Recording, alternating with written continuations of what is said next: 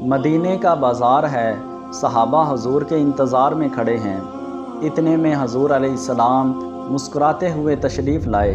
सहाबा किराम ने अर्ज़ की, या रसूलल्लाह सल्लल्लाहु अलैहि वसल्लम, कुर्बान जाएं, आज तो आप बहुत खुश नज़र आ रहे हैं। तो नबी अलैहिस्सलाम ने फ़रमाया, ए मेरे सहाबा, मैं तो खुश हूँ, क्या तुम्हें भी खुश कर दूँ?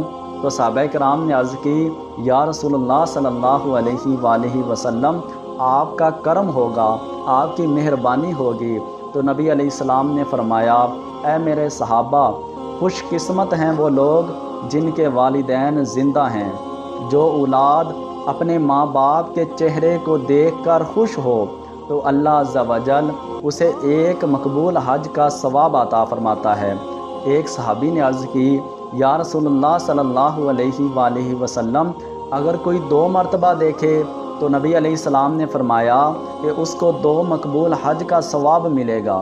एक सहाबी ने अर्ज़ की, या रसूलल्लाह सल्लल्लाहु अलैहि वसल्लम, अगर कोई 1000 मरतबा देखे तो नबी अलैहिस्सलाम ने फ़रमाया, अल्लाहु अकबर, अल्लाहु अकबर, अल्लाह बहुत बड़ा है, वो उसे 1000 मकबूल हज का सवाब अता फ़रमाएगा।